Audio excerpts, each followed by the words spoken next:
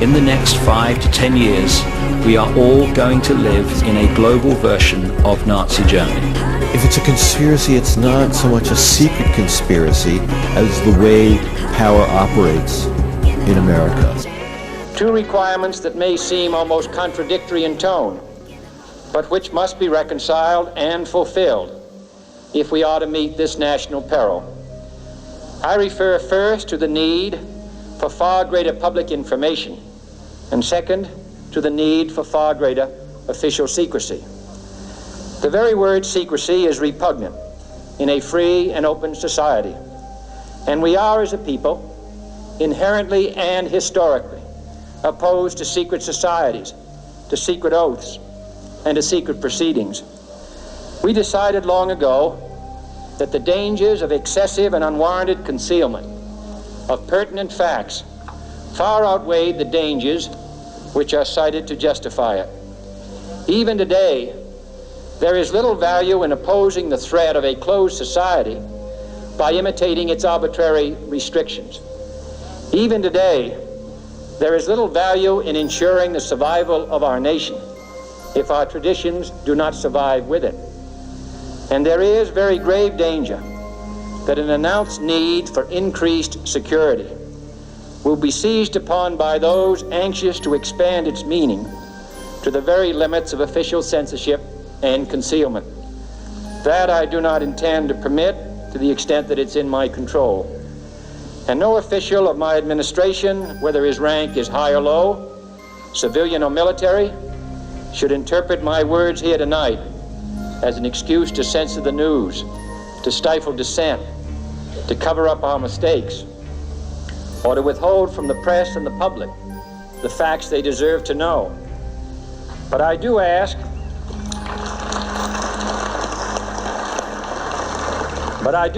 every publisher, every editor, and every newsman in the nation to re-examine his own standards and to recognize the nature of our country's peril. In time of war, the government and the press have customarily joined in an effort based largely on self-discipline to prevent unauthorized disclosures to the enemy. In times of clear and present danger, the courts have held that even the privileged rights of the First Amendment must yield to the public's need for national security. Today, no war has been declared, and however fierce the struggle may be, it may never be declared in the traditional fashion. Our way of life is under attack. Those who make themselves our enemy are advancing around the globe. The survival of our friends is in danger, and yet no war has been declared. No borders have been crossed by marching troops. No missiles have been fired. If the press is awaiting a declaration of war before it imposes the self-discipline of combat conditions, then I can only say that no war ever posed a greater threat to our security. If you are awaiting a finding of clear and present danger, then I can only say that the danger has never been more clear, and its presence has never been more imminent. It requires a change in outlook, a change in tactics, a change in missions by the government, by the people, by every businessman or labor leader, and by every newspaper. For we are opposed around the world by a monolithic and ruthless conspiracy that relies primarily on covert means for expanding its sphere of influence, on infiltration instead of invasion, on subversion instead of elections, on intimidation instead of free choice, on guerrillas by night instead of armies by day.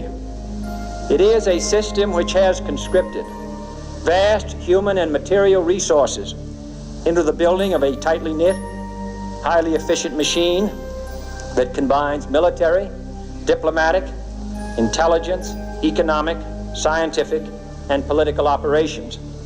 Its preparations are concealed, not published. Its mistakes are buried, not headlined. Its dissenters are silenced, not praised.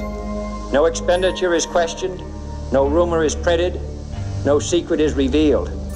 It conducts the Cold War, in short, with a wartime discipline no democracy would ever hope or wish to match. Nevertheless, every democracy recognizes the necessary restraints of national security. And the question remains whether those restraints need to be more strictly observed if we are to oppose this kind of attack as well as outright invasion. For the facts of the matter are that this nation's foes have openly boasted of acquiring through our newspapers information they would otherwise hire agents to acquire through theft, bribery, or espionage.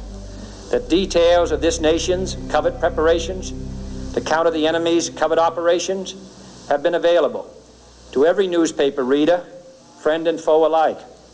That the size, the strength, the location, and the nature of our forces and weapons, and our plans and strategy for their use have all been pinpointed in the press and other news media to a degree sufficient to satisfy any foreign power, and that in at least one case, the publication of details concerning a secret mechanism whereby satellites were followed required its alteration at the expense of considerable time and money. The newspapers which printed these stories were loyal, patriotic, responsible, and well-meaning. Had we been engaged in open warfare, they undoubtedly would not have published such items. But in the absence of open warfare, they recognized only the tests of journalism and not the tests of national security.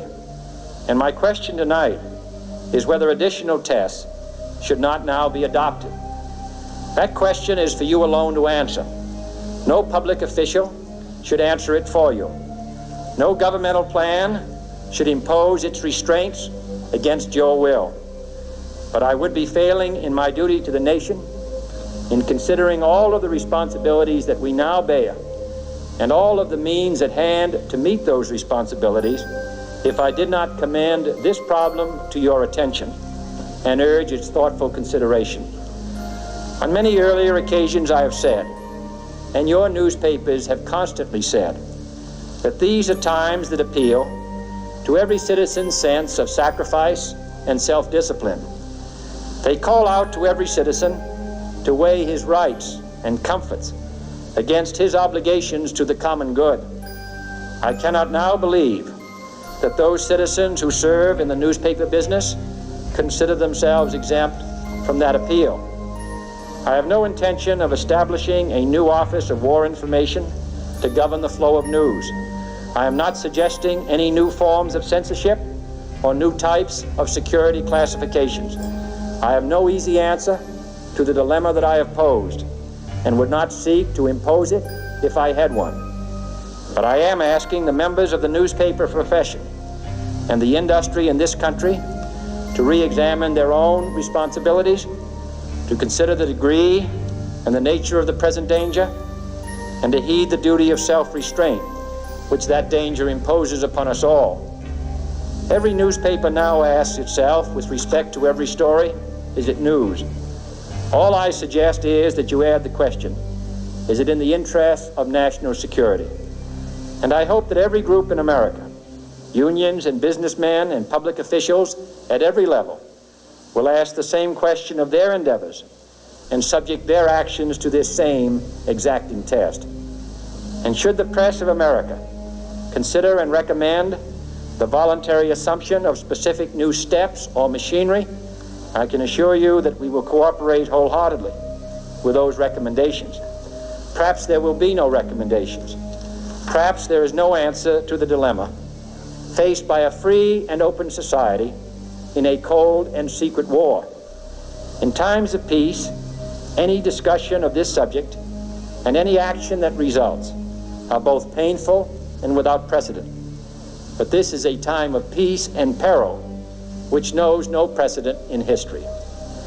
It is the unprecedented nature of this challenge that also gives rise to your second obligation, an obligation which I share. And that is our obligation to inform and alert the American people, to make certain that they possess all the facts that they need and understand them as well, the perils, the prospects, the purposes of our program, and the choices that we face.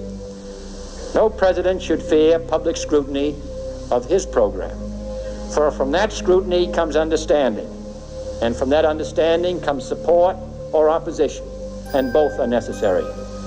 I am not asking your newspapers to support an administration, but I am asking your help in the tremendous task of informing and alerting the American people, for I have complete confidence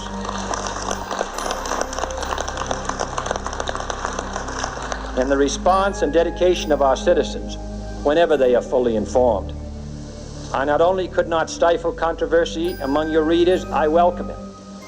This administration intends to be candid about its errors, for as a wise man once said, an error doesn't become a mistake until you refuse to correct it. We intend to accept full responsibility for our errors, and we expect you to point them out when we miss them. Without debate, without criticism, no administration and no country can succeed, and no republic can survive. That is why the Athenian lawmaker Solon decreed it a crime for any citizen to shrink from controversy. And that is why our press was protected by the First Amendment, the only business in America specifically protected by the Constitution, not primarily to amuse and entertain, not to emphasize the trivial and the sentimental, not to simply give the public what it wants, but to inform, to arouse, to reflect, to state our dangers and our opportunities, to indicate our crises and our choices, to lead, mold, educate, and sometimes even anger public opinion. This means greater coverage and analysis of international news, for it is no longer far away and foreign, but close at hand and local. It means greater attention to improved understanding of the news, as well as improved transmission.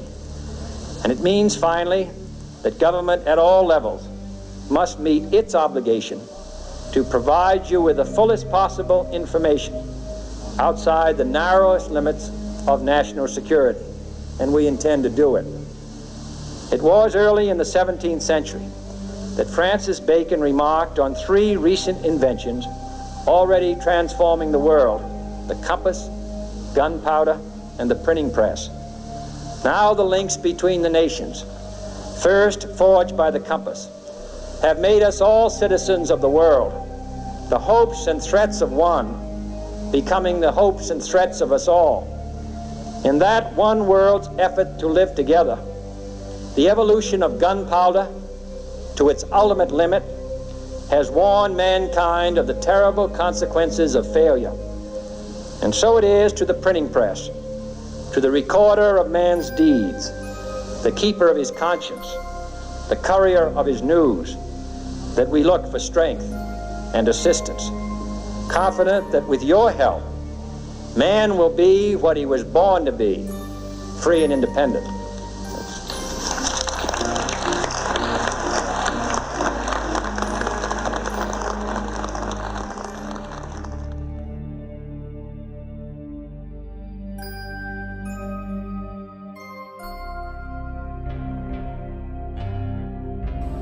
They had the crown heads of Europe up to their neck in debt to them. In 1307, the Knights Templar are almost wiped out. The King of France convinces Pope Clement V that they are not the holy defenders of the faith, but in fact are seeking to destroy it. I think it was the King of France's desire for their wealth more than anything else which caused him to turn against them. But the vehicle that he used to turn against them was a conspiracy theory. He found it useful, as have many kings and many other people since then found it useful to adopt a conspiracy theory as a means to attack an enemy. Jacques de Molay, the last Grand Master of the Knights Templar, is burned at the stake in Paris in 1314. But a few surviving Templars are believed to have escaped execution. The Templars went north, fleeing from France, to Scotland, and they re-emerged under another name, the Scottish Rite of Freemasonry. Scottish Rite of Freemasonry is the biggest secret society in the world. Its membership pervades world politics, business, banking, the whole shebang.